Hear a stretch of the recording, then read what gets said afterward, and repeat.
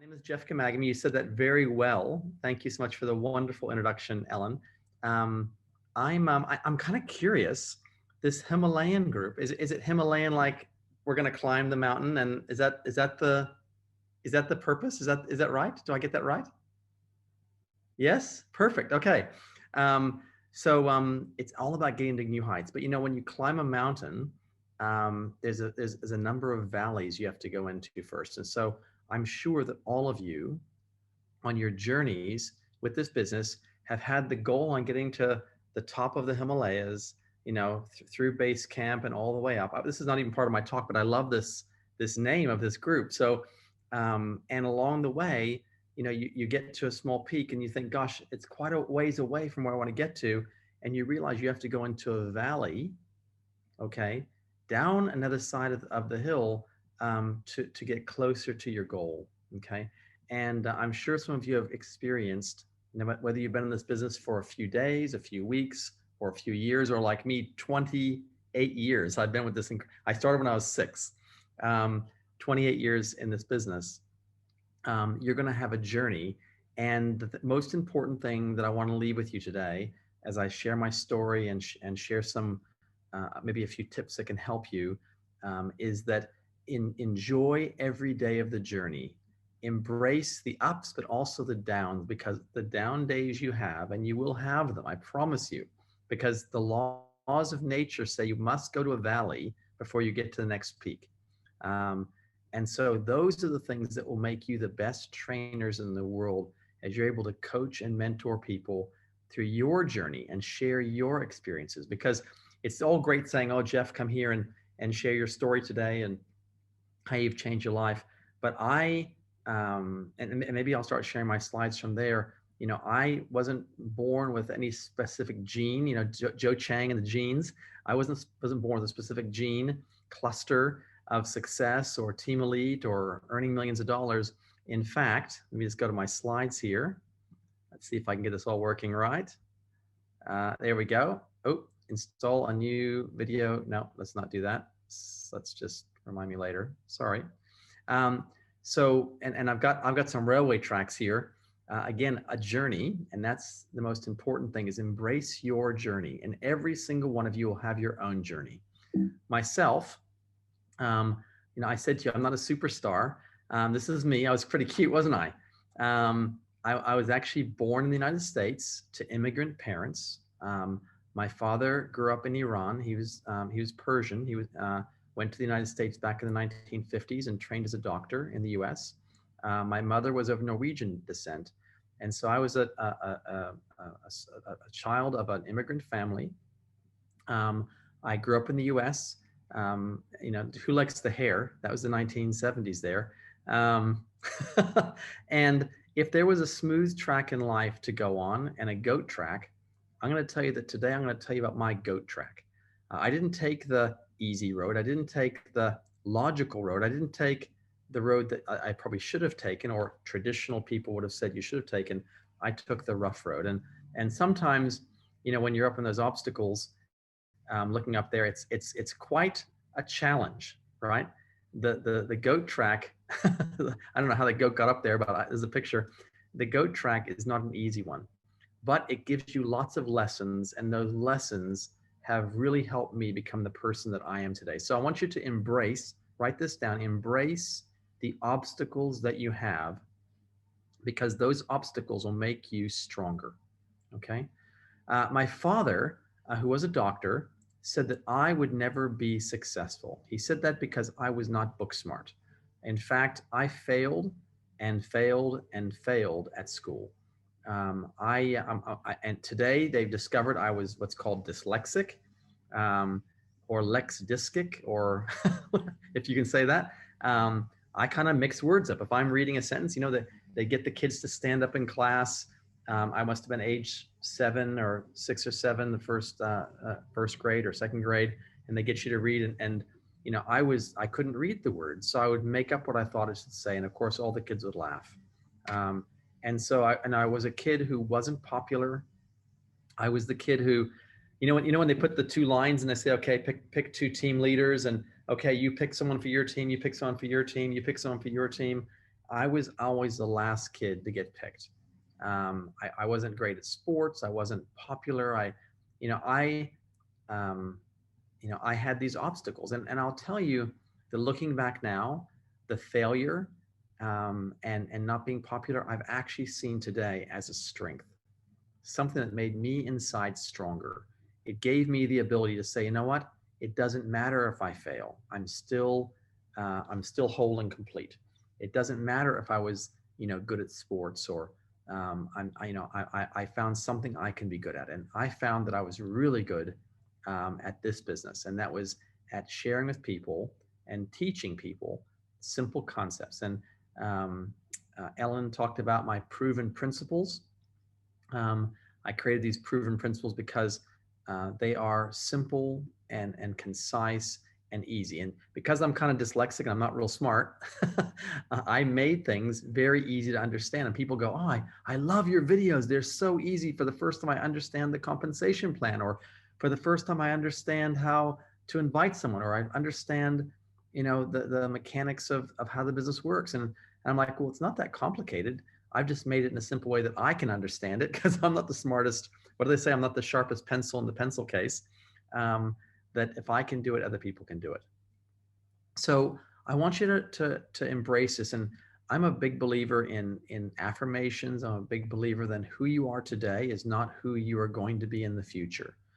Because of the books you read, because of the seminars you listen to, or these talks like this are so valuable. You want to be so grateful to Lisa and Ellen and June and the team and Ronnie Park. I mean, the team you have is absolutely incredible. And, you have such an amazing, um, treasure, like a treasure box of mentors to help you along your journey. And so I want you to write this down. Obstacles are those things you see when you take your sights off of your goals. If you have been finding obstacles in life, if you think, oh, I haven't got time, if I just had more time, I could do this business, right? You've taken your sights off your goals. If you go, gosh, I don't know the right people, or I'm not good at social media, or um, I'm too tall, I'm too short, I'm too, I'm too young, I'm too old. If you have excuses and if you have obstacles you've come across, then it's because you've taken your sights off. I think we're going to take a photo of my screen. I'll give you all these slides if you like. You're more than welcome to have them. I was doing a talk. It's so funny. I was doing a talk in the Philippines a couple of years ago, and there was a couple thousand people in the room. And all of a sudden, it's like every arm goes up, and there's the phones. And the next, it's like anyway, feel free.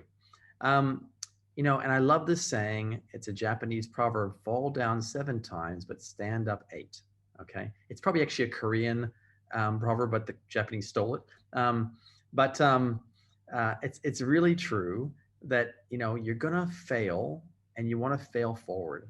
Fail and fail and fail and fail. Just keep getting up and keep trying again. So again, the journey to success, even once you've made millions of dollars, people still say no to me. People still don't turn up for appointments. People still cancel their ADRs. People still, I mean, it's no different today. In fact, I think it was easier when I was broke and desperate, because I had this work ethic that was higher, and people kind of felt sorry for me. Now they're like, I don't feel sorry for you. You're loaded now. But I love the saying, fall down 7 times, stand up 8. And I'm going to change this. In fact, from now on, I'm going to change this to, I'm sure it's a Korean proverb. So we're going to stick with that. When I moved to New Zealand, so I left the US back in 1983. Okay. I know you're saying, Jeff, you weren't even born in 83. So how could you have left? This was my first car. Okay. You've probably never seen a car like this. It's an English car. It's called a Morris Minor. My mom said, we bought you a car. And I'm like, yes. Maybe it's a Trans Am, or maybe it's going to be a Ford Mustang. That's what a young guy wants back in the 80s, and I went in the back in the garage, and there was this car. And I was like, what is that? Does it even go? And in fact, it was a stick shift. And as I got in and drove it for the first time, it only had a 1,000cc engine. A bicycle passed me on the road. I never knew how to drive a stick shift. So that was my first car.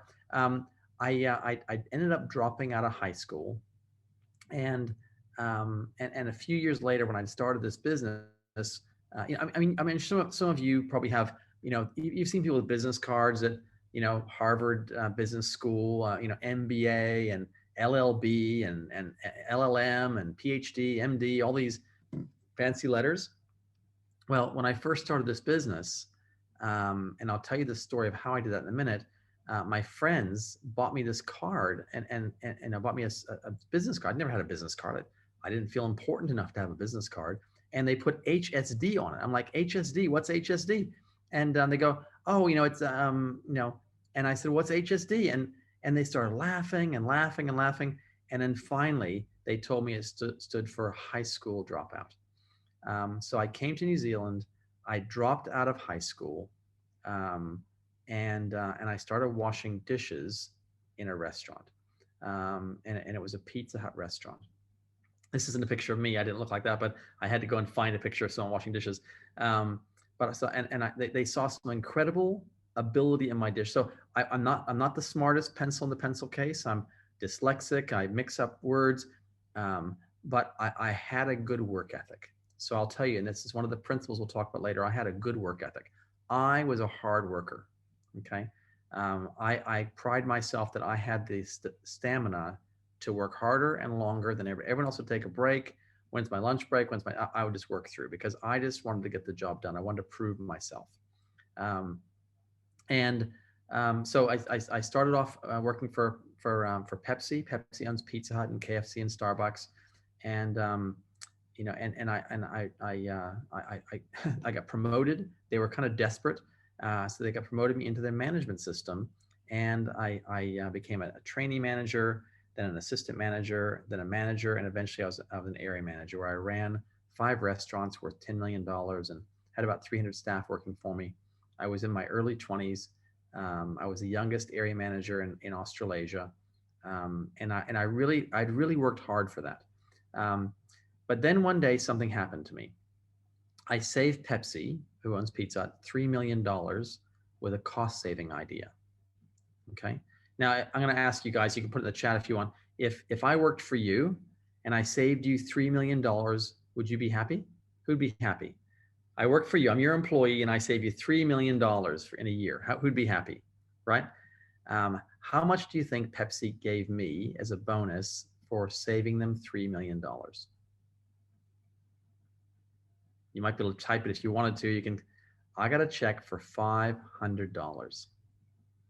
And it was that day. And again, sometimes you have this, I thought, wow, I saved the company this much money. I was dreaming of maybe they're going to, be able to give me some money and I'll be able to take my kids to Disneyland from New Zealand. Or maybe I could buy a new car, or maybe I could, get a deposit for a house. And I got that check for $500. And it was on that day that I realized that I was like the dishwasher. I was like the oven. I was like a pot or a pan. I was a tool to make that company money. No one cared about me. And it was that day, kind of like you're going up this thing, you think, wow, I'm going to get this. I worked so hard. I'm going to get a bonus. And then you hit that valley. You see, it's not just in this business you hit a valley. I'm sure it's happened to you all over your life. It's part of life, and you should embrace it. That thing that happened, that getting that $500 check, I was so upset about that. And not even the money. They didn't even say thank you. They didn't even recognize me. And I thought, you know what? I was at the bottom of that valley, and it was the best thing that ever happened to me. It was the best thing that ever happened because I realized that I was not valuable to that company.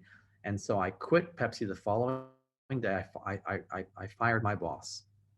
And I started my own small catering business. And I thought my idea was the best idea ever. I borrowed a bit of money from my parents, and I started this little business. It was called the Birthday Delivery Company. We're going to deliver birthday parties to 5-year-olds.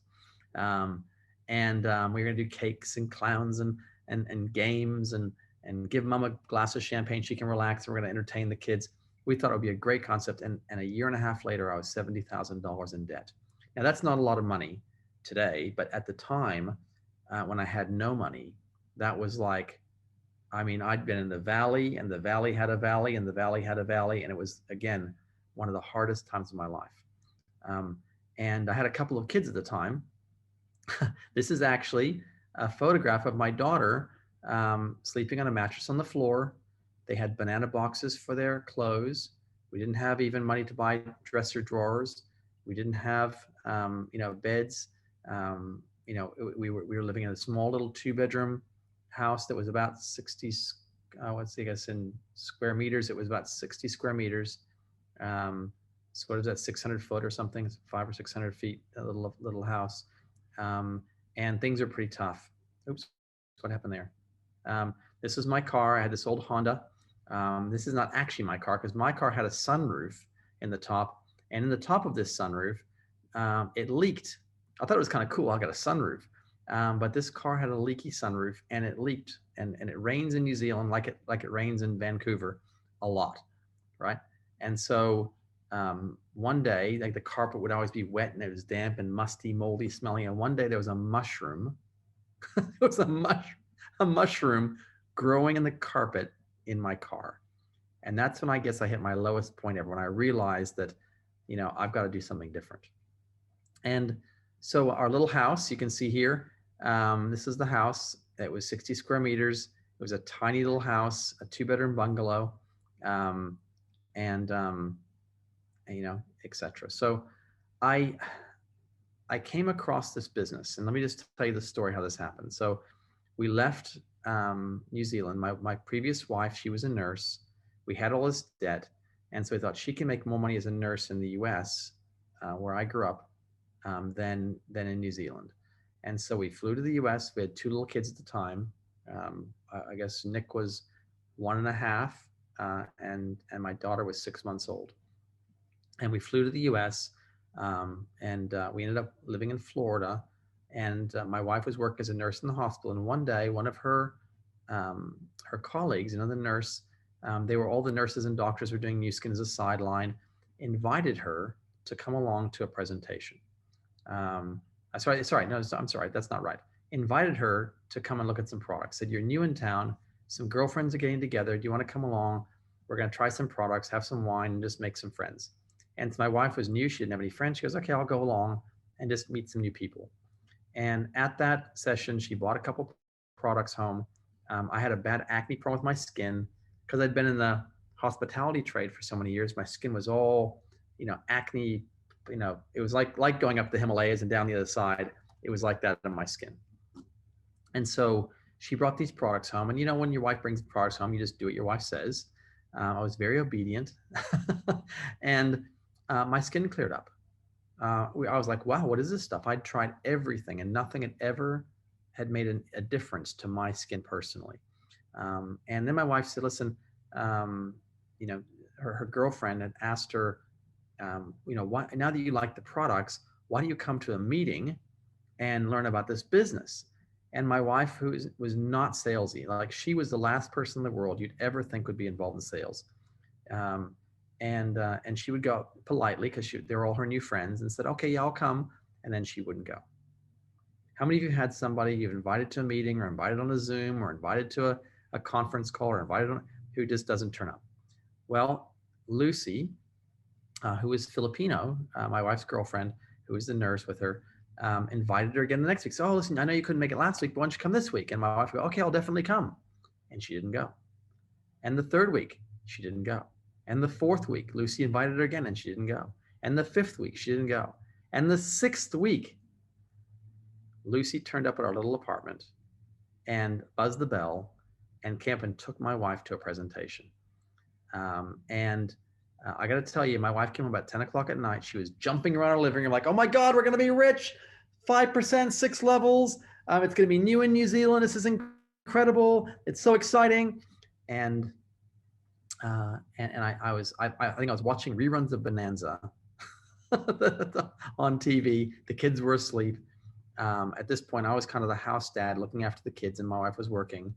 And she had this box under her arm. I said, what's in the box? And she starts pulling out shampoo A and shampoo B, because back then Nu Skin was so high tech. We had shampoo A, and she would use shampoo A for a couple of days, and you switch to shampoo B. I mean, this is I don't know if you know this story. This is how she had this mud product and this facelift and this, and I said, how much did you pay for all this? And she told me she spent about $500 US. I said, to take it back. Take it back. No, I'm doing it. I said, take it back. And how many of you are in a relationship? Okay. Anybody single? Right? A few singles. Well, we didn't see eye to eye on her business decision. And I slept on the couch for 3 nights. That was my introduction to this business. Okay. I was literally absolutely over my dead body. Take it back. We're broke, but we're not desperate. We're not going to do this network marketing, multi-level marketing, blah, blah, blah. Not interested at all. No way, not doing it. Because I'd been invited to a presentation a few years earlier when I worked for Pepsi, for Pizza Hut, and some people invited me, hey, do you want to come for dinner one night? I thought, gosh, these were customers from the restaurant. I thought, this is very nice. Well, we'll go. And I got a bottle of wine. We turned up and it was an Amway meeting. And I tell you, I was sick to my stomach that they tricked us to come to this thing.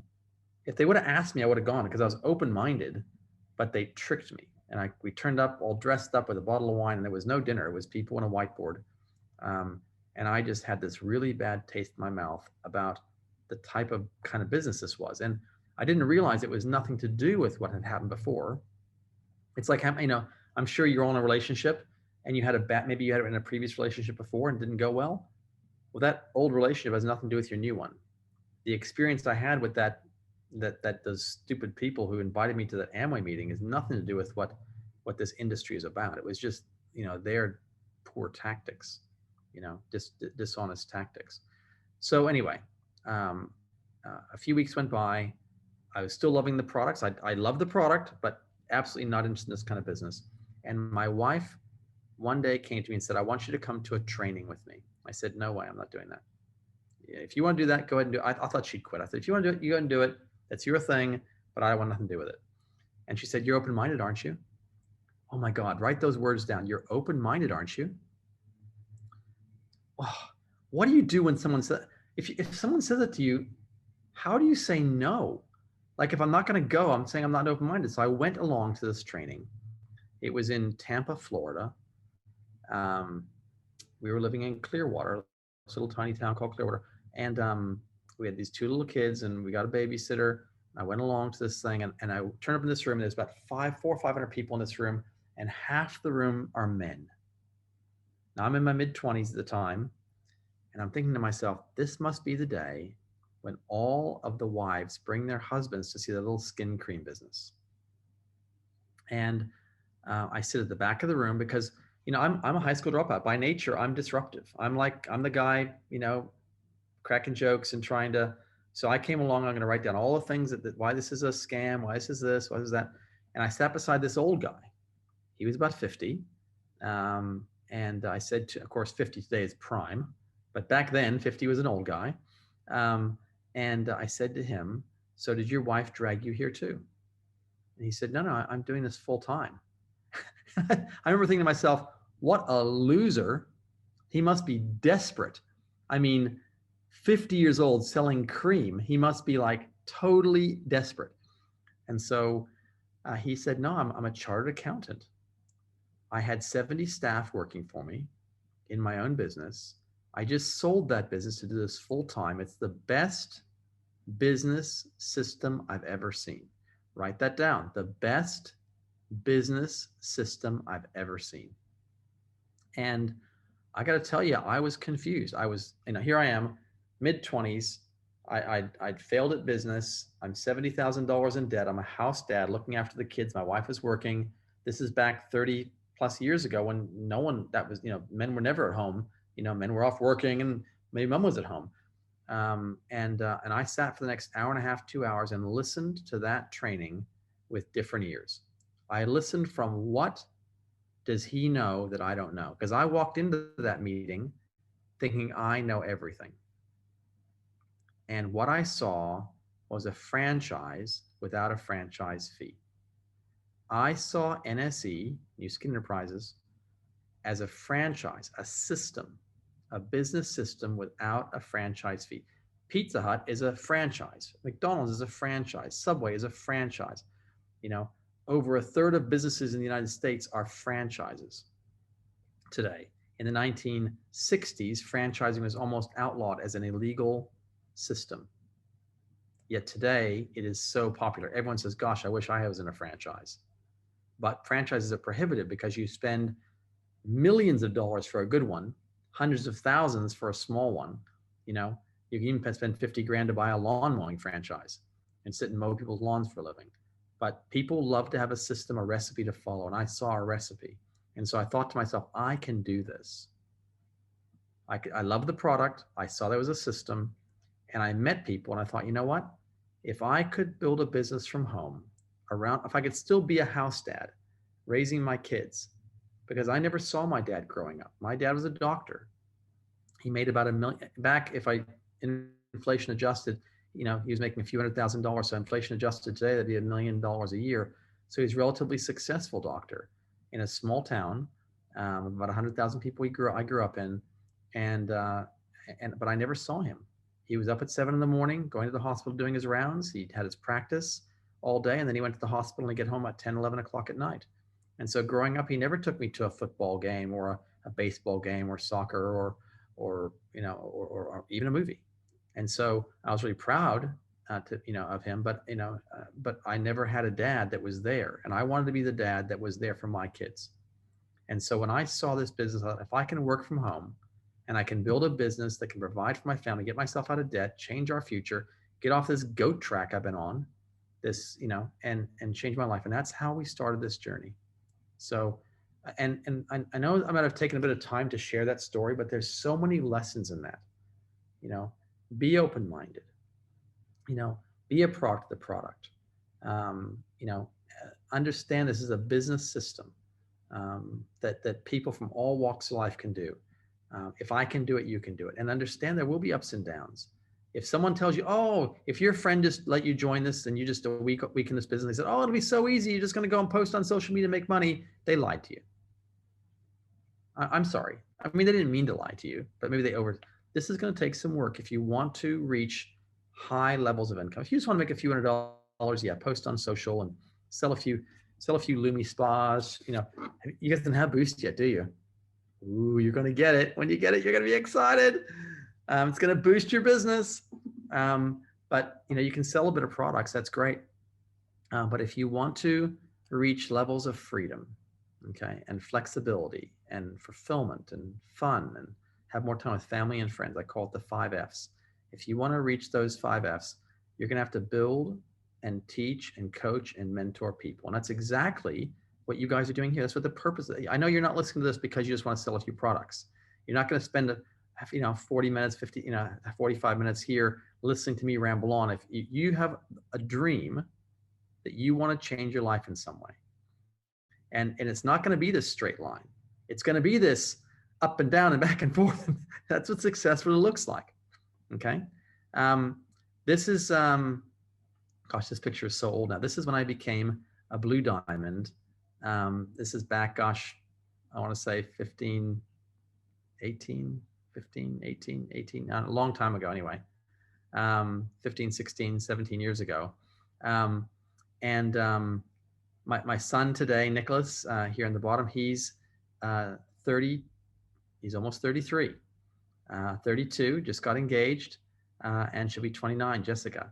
My wife, Donna, and me. I know you're looking at that picture and thinking, how could that be 16, 17 years ago?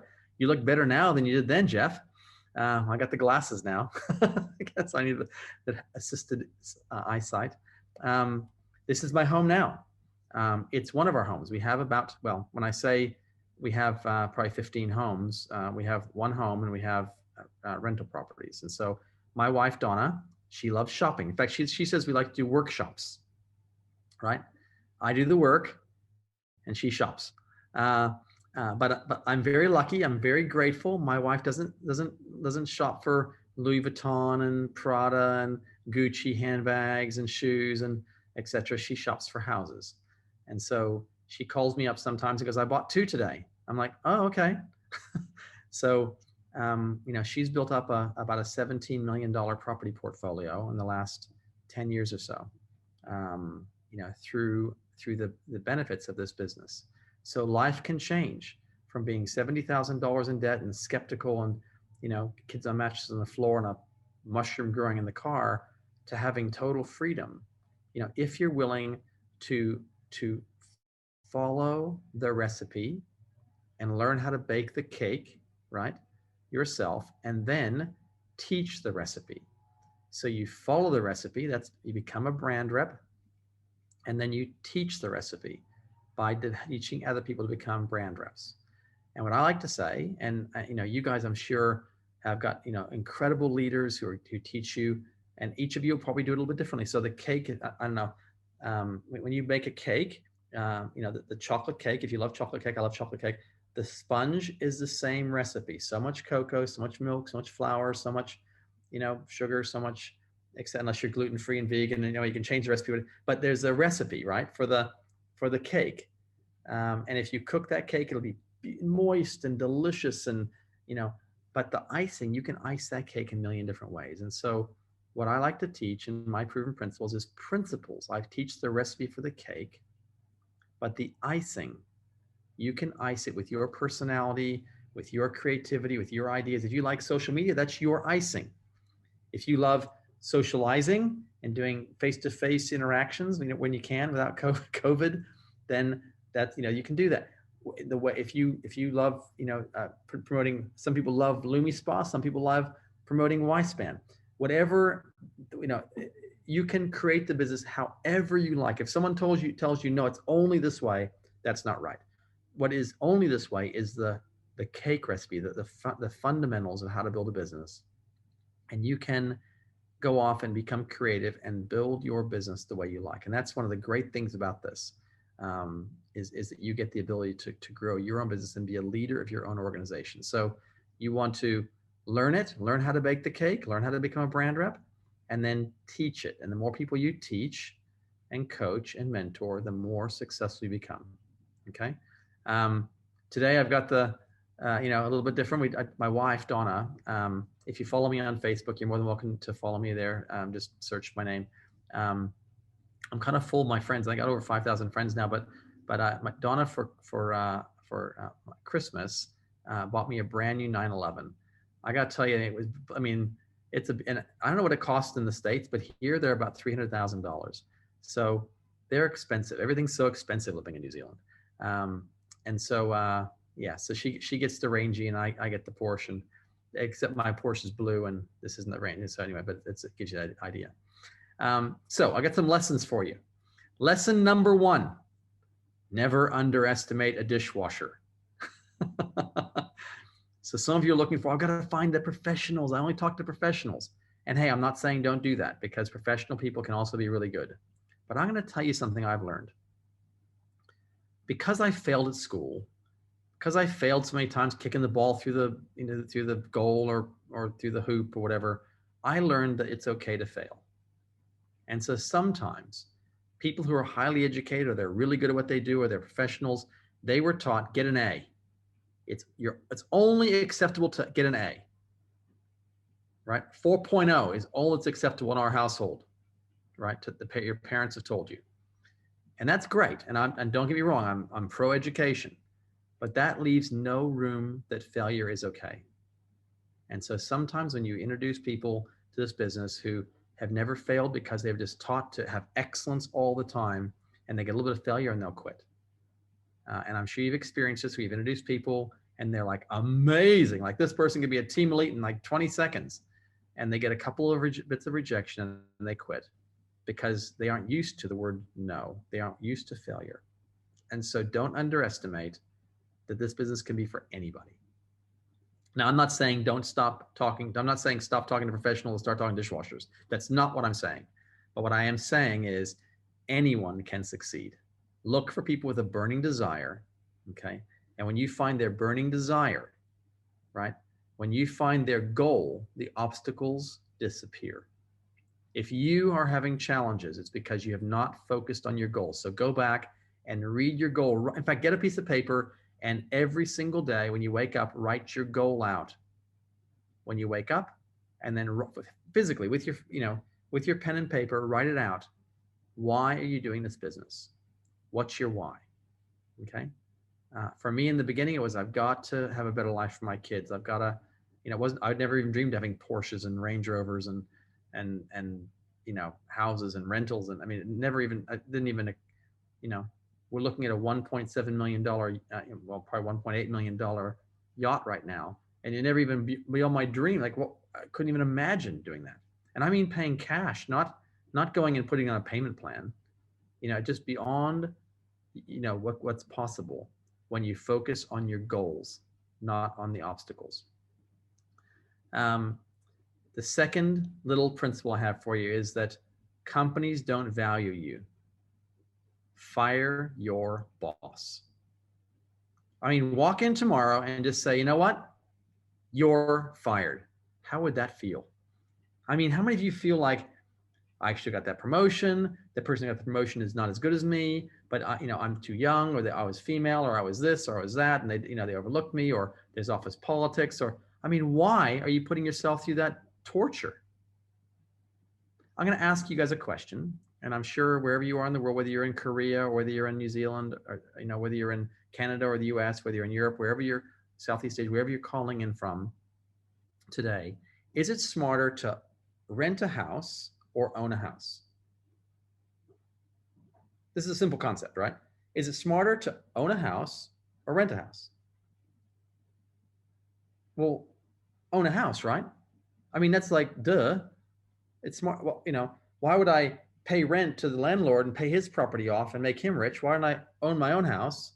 And as it doubles in value over 10, 20, 30 years, or, then I get the equity. And it's my house. I can decide to change the wall color if I want, right?